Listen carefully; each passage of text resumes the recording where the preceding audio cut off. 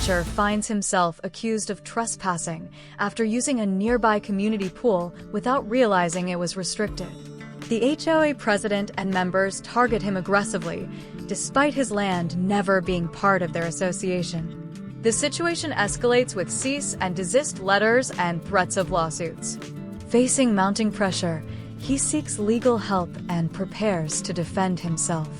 This is the beginning of a much larger battle over land, rights, and standing up against corruption.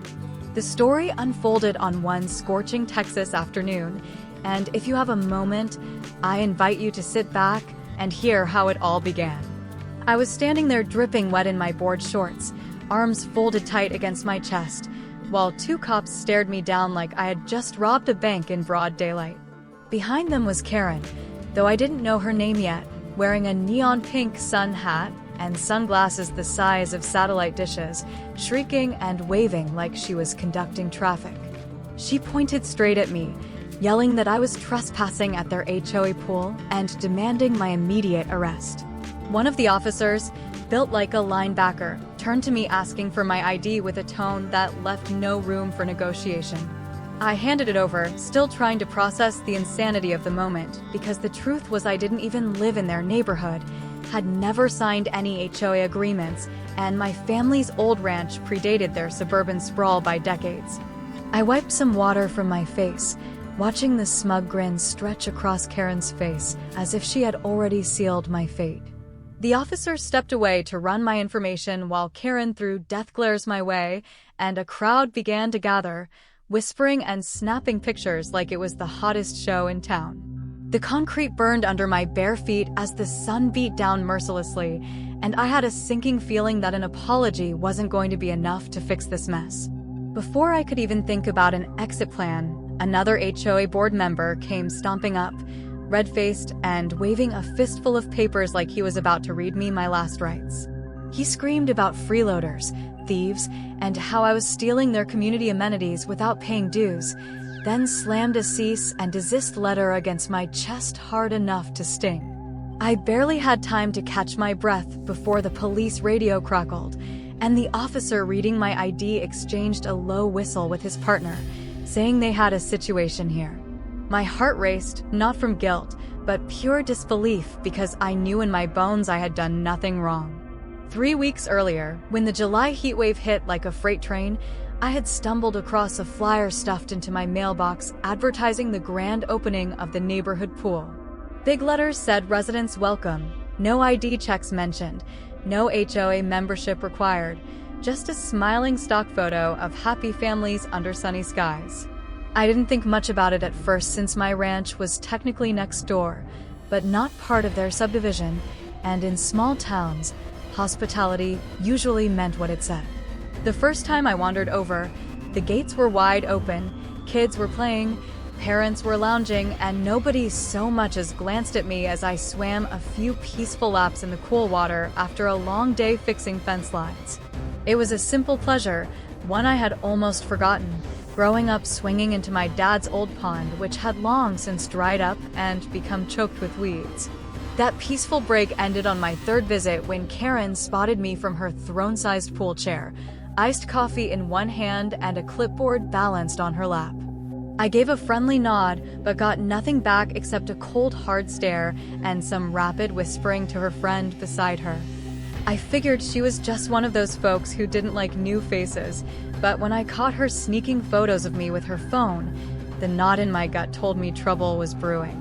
Sure enough, the next day a nasty anonymous note showed up taped to my mailbox warning me to stay away from their property. No signature, no explanation, just threats in big angry letters. I laughed it off at first, because legally they had no right to say a word to me. I lived on my own land, far outside their reach. But Karen wasn't the type to let anything go. A few days later, I saw her standing at the edge of my property line with two other women, pointing, whispering, and waving around a thick folder full of who knows what. That night, sitting on my porch with my old hound Duke stretched out at my feet, I could feel it in my bones that the trouble was just getting started. I figured I could ignore it, keep my head down, and it would all blow over, but that idea went up in smoke faster than a paper fire when Karen stormed the pool during my next visit and called the cops right there in front of everyone. The next thing I knew, I was half-dressed, half-soaked, and standing at the center of a scene that felt less like a neighborly misunderstanding and more like a public execution. And deep down, I already knew this wasn't going to end quietly. I barely had time to wrap my head around the fact that the police found no grounds to arrest me when another storm started brewing right on my doorstep.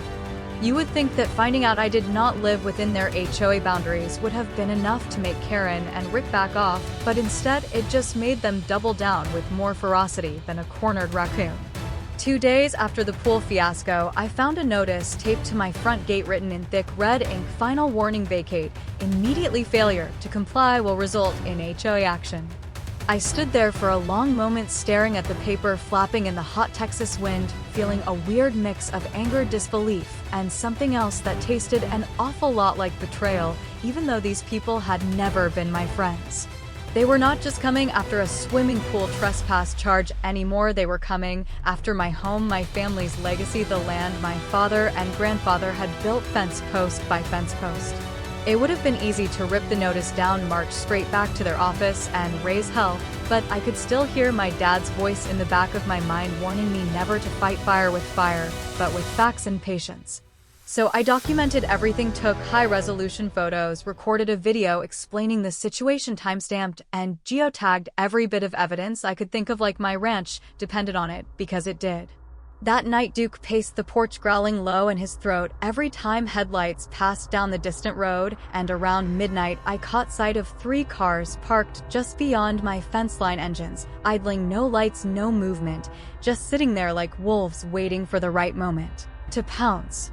I sat at the kitchen table gripping my baseball bat with one hand and my cell phone in the other, ready to call the sheriff at the slightest hint of trespass. But after almost an hour, the cars finally rolled away, their taillights disappearing into the dusty darkness. Sleep did not come easy that night, or the next, but I knew I could not be intimidated into leaving the land that carried my family's blood, sweat, and tears. The next morning, I met up with Mr. Whitmore at the county recorder's office, where we spent hours digging through old records, pulling every deed, plat, survey, and subdivision map we could find. Our pile of documents grew thicker than a small-town phone book, and with every page Mr. Whitmore's grin grew wider, because not only was my ranch not part of their HOA, it had been formally established nearly 70 years before their cookie-cutter suburbia even existed. Armed with proof older than any of Karen's latest accusations, we drafted a formal legal letter that made it crystal clear that they had absolutely no jurisdiction over me and that their continued harassment could result in serious legal consequences, including harassment, defamation, and abuse of process. 2 days later, armed with nothing but the truth and a stubborn streak a mile wide, I marched straight into the heart of their next HOA board meeting under the big white tent they had pitched at the community center. It was like walking into enemy territory. Every head turned toward me, every conversation fell into a tense, hushed silence. Karen sat near the front looking like a queen holding court. Rick hovered beside her, red-faced and fuming, flipping through a manila folder thick with papers that I could only guess were all part of their next attack plan. I did not say a word as I walked right up to their table, dropped the letter squarely in front of them, and leaned in close enough for only them and a few unfortunate bystanders to hear me when I said, "You are messing with the wrong man." The ripple of gasps that moved through the crowd was almost comical. Karen's mouth opened and closed like a fish out of water. Rick grabbed the letter and scanned it, his hands starting to tremble visibly. I tipped my hat to the stunned audience, turned on my heel, and walked out, leaving a trail of silence behind me so heavy you could almost feel it pressing down on the air. As I reached my truck parked just beyond the tent, I heard Rick's frantic voice barking orders to get the lawyer on the phone, now his words cracking under the weight of panic and disbelief. I could not help but smile to myself, because for the first time since this mess started, it felt like maybe, just maybe, they were realizing they had picked a fight they could not win. But of course, Karen and Rick were not the types to let facts or reality stand in the way of their vendetta. 3 days later, I woke up to find another bright red notice stapled to my gate, this one bigger, bolder, And even more outrageous, final eviction vacate premises immediately under HOA authority. I stood there barefoot on the dirt driveway, my fists clenched so tightly at my sides that my knuckles went white, feeling the hot sun beat down on my back as a cold fury settled deep in my chest. These people were not just trying to scare me anymore, they were trying to erase generations of blood and sweat with a few sheets of cheap paper and bully tactics. I peeled the notice off, carefully laid it flat on my kitchen table, and called Mr. Whitmore, who listened without interrupting, then cursed under his breath and told me to keep documenting everything. By that evening, I had photographs, videos, witness statements, the whole works filed away neatly and backed up 3 different ways, because I knew instinctively that things were about to get even uglier. Sure enough, just after midnight, the sound of tires crunching gravel jolted me out of a restless sleep, and when I peeked through the curtains, I saw them again, 3 cars parked by the fence line, engines idling invisible except for the faint glow of cigarette tips in the dark. This time I did not sit at the kitchen table clutching a bat. I sat in the shadows, recording everything, zooming in with my camera phone, snapping photo after photo, so there would be no denials later. They stayed an hour, maybe longer, then slunk away into the night, leaving nothing but tire tracks in the dust and a slow-burning determination in my chest. They wanted me scared, they wanted me to pack up and run, but they had underestimated just how deep my roots ran in this land. I knew now this was no longer just about a pool or even an overzealous HOA. This was about power, control, and greed, about people who thought they could rewrite history to suit their shiny new dream community. But they were wrong, and I was more than ready to show them just how badly they had miscalculated, because if they wanted a war, they were about to get one, and this time it would be fought not with threats or protests, but with hard, cold facts and the law on my side. The days following their failed eviction stunt rolled by in a thick, tense fog where every morning I half expected another crazy ambush or fresh bogus notice stapled to my fence. But what came next was something I never saw coming, and it changed everything. One late afternoon, after finishing some repairs on the old corral gate, I caught sight of a sleek black sedan parked down the dusty road, just far enough to be suspicious, but close enough to make it clear they were watching. Inside sat a man in a dark suit talking rapidly into a phone, his sunglasses reflecting the last burning light of the setting sun, not moving, just watching my ranch like he was surveying a battlefield. My gut twisted into knots, because this guy was no HOA board member or angry neighbor. He was something else entirely, something colder and far more calculating. I grabbed my phone and snapped a photo of the car and its plates just in case, locking the door behind me with a weight in my chest that I could not shake off, no matter how many times I told myself maybe it was nothing. That night, sleep stayed far away. I lay awake listening to every creak and groan of the old ranch house, with Duke snoring softly at my feet while the dark pressed against the windows thick and heavy. The next morning, after a couple of hours of restless tossing, I headed into town to meet Mr. Whitmore and showed him the photo. His face darkened the way a sky does before a bad storm, and he muttered, "Sounds like they're calling in heavy hitters, probably big money lawyers or worse, corporate muscle." While he worked his contacts, I stocked up on supplies, dog food, fencing, nails, spare fuel, everything I could think of in case the next wave of insanity wasn't just legal, it was personal. Everywhere I went, the stairs followed me, through the general store, through the diner, even at the feed store, where normally the only thing folks cared about was who had the best hay prices. News of the HOA battle had spread faster than wildfire. Some people offered quiet nods of support, others whispered behind my back like maybe I was the crazy one for not backing down. I felt the weight of it in every handshake, in every half-hearted smile, in every pair of eyes that looked away a second too fast. But I kept my head high, because backing down had never been part of the deal when it came to protecting family land. Back home, as the sun dipped low and the cicadas screamed their evening songs, I repaired the back fence, lost in thought when the unmistakable crunch of tires on gravel jolted me alert. This time the sound came from the old service path that cut through the woods, a trail so obscure only a handful of old-timers even remembered it existed.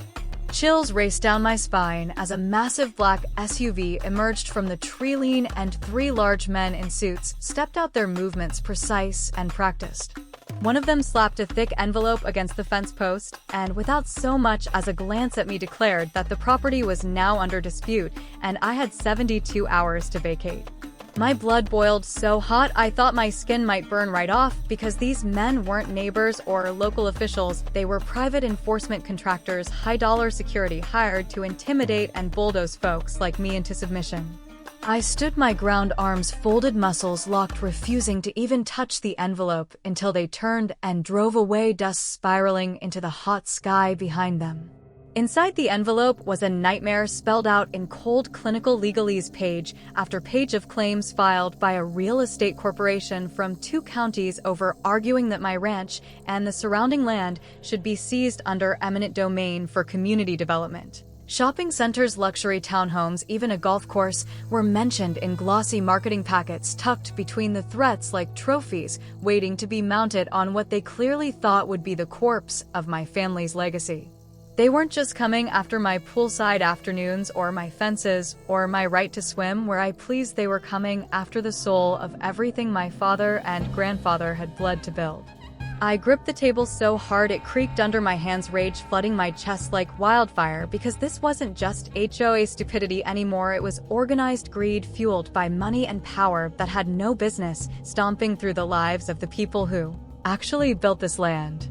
I called Mr. Whitmore immediately, barely able to get the words out without shouting, and after a long grim silence he said what I already knew deep down: this is a land grab, a full-scale corporate land grab, and they're not just targeting you, they're coming for everyone within miles.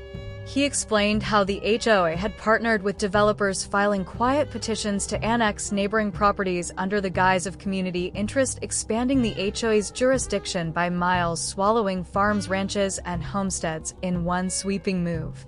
It was the oldest trick in the book: drown the little guy in paperwork, bury him under legal threats and red tape until fighting back seemed impossible, then bulldoze everything he had ever loved into oblivion and pave it over with soulless concrete dreams of profit margins and quarterly reports. Sitting there on my porch as the sun burned its way into the horizon, I stared across the rolling fields, the grazing cattle, the weather-beaten barns, the weathered fences, hand-dug wells, and the old oak trees my grandfather planted with his bare hands, and I made a promise to myself as fierce as any I had ever made. I would not go quietly, I would not roll over and watch them tear apart my land, my home, my family's bloodline, just because they thought they could outspend and outlast me. They wanted a war, they were going to get one, but it would not be the kind they were used to: slick lawyers and secret deals in back rooms. No, this was going to be old-fashioned, stubborn, stand your ground, fight for every inch kind of war, the kind my ancestors would be proud of. The next morning, before the sun was even up, I drove down every dirt road and gravel trail that stitched our little rural community together, knocking on doors, explaining what was happening, showing the documents, laying bare the threat. Some folks listened with stunned silence, others with boiling anger, but by the end of the day there was no doubt the farmers, the ranchers, the old families with calloused hands and dirt under their nails were not about to hand over their lives to a bunch of suits who thought they could buy everything worth having. We organized ourselves into a coalition half-jokingly called the Ranchers Defense League, but there was nothing funny about the work we threw ourselves into: filing formal legal objections, setting up patrols, watching our property lines, recording every strange car, every unfamiliar face that so much as breathed near our fences. We pooled our money, hired our own investigator, a crusty old Marine named Sam who had no patience for bullies and even less for greedy developers. Meetings were held at kitchen tables under big oak trees in dusty barns. Plans were drawn, lines were drawn, and for the first time in weeks hope started to flicker against the heavy oppressive fear that had blanketed our community. It was not just my fight anymore, it was ours, and if the corporations wanted to take our homes, they were going to have to come through all of us, every stubborn, proud, battered soul who had ever laid brick or dug post holes or sweated through a Texas summer building something that mattered. The storm was coming, but this time we were ready not just to survive it, but to stand tall right in the middle of it and remind them that some things were not for sale, not now, not ever. The first sign that the fight was about to turn deadly showed up in the form of a crumpled letter hand-delivered to my front porch with no name, no return address, no warning, just a single stark sentence scrawled across cheap paper: sell or suffer the consequences. I stood there for a long time holding that paper in my calloused hand, feeling something sour and heavy churning deep inside my gut, because this was no longer about courtrooms or notices or HOA meetings. It was a raw threat aimed squarely at my heart and everything I loved. I showed the letter to Mr. Whitmore, who frowned deeply, snapping photos and locking the paper away in an evidence folder, his voice low and serious, when he said it could be a bluff or it could be something much worse, and either way we needed to act like it was deadly serious. I doubled the patrols around the ranch, installed security cameras at every fence line, every barn door, every gate, and hidden back trail, rigged floodlights on motion sensors, put up no trespassing signs in every direction, and kept Duke close to my side everywhere I went. His ears always perked and alert. The air around the ranch grew tighter, more electric, like a summer storm about to break, and every night when I lay down to sleep it felt like I was resting on the edge of a knife. 2 nights later, just after midnight, Duke went ballistic, barking, spinning in tight, frantic circles by the back porch, and when I stepped outside into the cool darkness, shotgun in one hand, flashlight in the other, the ranch felt too quiet, too still, like it was holding its breath. I scanned the tree line, sweeping the beam of my flashlight across the dark rows of fence posts and thorny brush until I caught the glint of something metallic moving low and fast through the shadows. My heart slammed against my ribs as I shouted out, and the figure froze just for a split second, then bolted crashing through the trees, running toward the livestock pens. I took off after them, my boots pounding the dry earth, Duke right at my heels, barking like his life depended on it, adrenaline roaring in my ears as I sprinted across the pasture. But the figure was faster and scrambled over the back fence, disappearing into the darkness beyond. That was when I saw it lying in the dirt near the edge of the fence, a metal canister, small, squat, and hissing, with a burning fuse sputtering dangerously close to the base. There was no time to think, no time to even be afraid. My body moved on instinct. I scooped up the canister with both hands, turned, and sprinted away from the house as fast as my legs would carry me, lungs burning, muscles screaming, knowing every second counted. At the far edge of the pasture near the old dry creek bed, I hurled it with every ounce of strength I had, diving to the ground as the explosion ripped through the night. It wasn't a Hollywood fireball, but the deep, ugly sound shook the ground under my chest, and a thick cloud of black smoke curled upward toward the starry sky, the flames immediately licking at the dry grass all around. I scrambled up, grabbing the emergency hose we kept near the barn and spraying down the flames as fast as the battered old pump would allow, Duke barking frantically by my side, until neighbors came running, dragging buckets, hoses, shovels, anything they could find to help. We fought the fire with everything we had, working side by side in the dark, coughing, sweating, digging fire breaks in the dirt, until finally the flames guttered out and died, leaving behind scorched earth and smoldering patches of blackened pasture.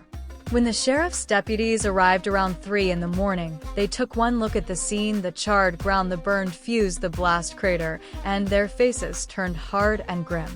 They collected the remains of the canister, took photos, dusted for fingerprints, examined the tire tracks leading away from the back fence, and quietly told me that this had gone way beyond civil disputes into full-blown criminal territory.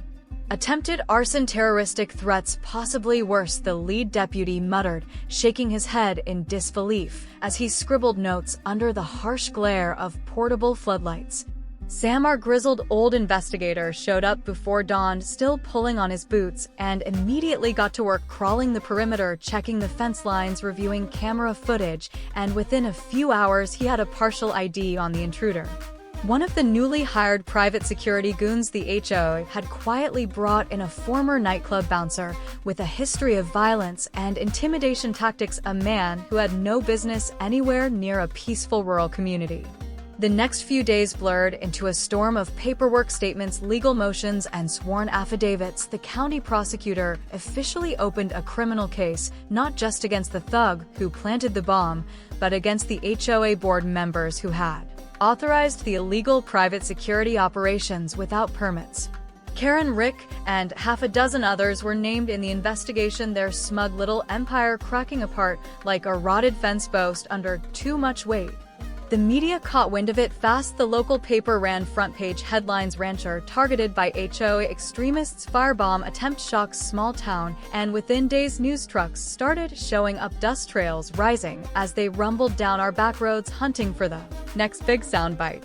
Neighbors who had once kept their heads down in quiet fear now came by the ranch daily, bringing coffee, sandwiches, offers to help with repairs, sometimes just sitting for a while under the porch light talking about whether crop's the best way to shore up a fence post or how damn crazy it was that a man could nearly lose his land over a pool. Donations flooded into our legal defense fund from as far away as other states. Letters poured in from strangers who had heard our story and saw their own battles reflected in ours. Even a few state politicians started sniffing around, talking about investigations into HOA abuses, promising reforms and oversight once election season rolled around. The pressure crushed what little fight was left in them. Karen resigned in disgrace. Rick lost his real estate license. The developers quietly pulled their funding, and the dream of bulldozing our land into another soulless subdivision collapsed like a cheap tent in a windstorm. I rebuilt the scorched pasture, restretched the fences, planted fresh seed where the grass had burned away, and at the front gate hammered up a brand new sign so big and bold it could be seen from a mile off: private property, not now, not ever. It wasn't just a message to them, it was a promise to every old fence line, every ancient oak tree, every dusty trail that had crisscrossed this land long before I was born and would hopefully be here long after I was gone. And though there were still scars on the earth and some wounds that would take longer to heal, there was something stronger that had risen from the ashes to a real community, one bound not by bylaws or dues or polished entry gates, but by loyalty, grit, and the kind of stubbornness you only find in people who know what it means to fight for every inch of ground they stand on. Late one evening, as the last light faded and the stars blinked on one by one, Duke and I sat on the porch, watching the field sway gently in the breeze, the smell of fresh turned earth and new grass sweet in the cooling air. He laid his big head on my boots and sighed deeply, a sound of pure, simple peace, and I reached down to scratch behind his ears, feeling for the first time in months like maybe, just maybe, the long, hard war was finally over. The days after the dust settled brought a strange and almost unsettling quiet to the ranch, the kind of silence that creeps in after a long, brutal storm and makes you wonder if you are standing inside the eye of something even bigger, or if you have truly reached the other side. News crews eventually packed up their cameras and left the headlines, faded from the front pages. Politicians moved on to the next big outrage, and life slowly started stitching itself back together in a rough, imperfect way, the kind that leaves scars, but also a sense of pride. It was not easy, nothing about healing from that kind of siege ever is. There were still nights when I sat bolt upright in bed, heart pounding at the sound of a car passing too slowly on the distant road, still mornings when Duke would sit by the front door, ears perked, eyes sharp, like he was waiting for another black SUV to come rumbling down the driveway. But mostly there was peace, real peace, the kind you can taste in the air when the sun rises over open fields, unbroken and wild and still yours. Neighbors stopped by often now, no longer just dropping off casseroles or bags of feed, but pulling up lawn chairs and sitting for hours, swapping stories about old times, laughing about the absurdity of it all, marveling at how close we had come to losing everything and how we had clawed it all back with grit, stubbornness, and a hell of a lot of luck.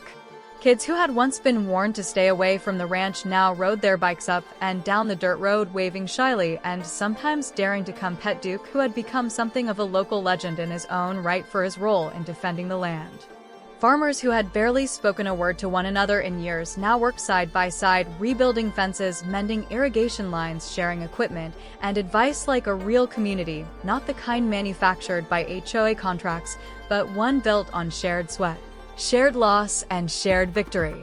One morning, about a month after the last court case was dropped and the final charges against the HOA board members were handed down, I found myself standing at the property line, staring out across the fields, the wind rippling through the tall grass, the sun just starting to burn off the morning mist.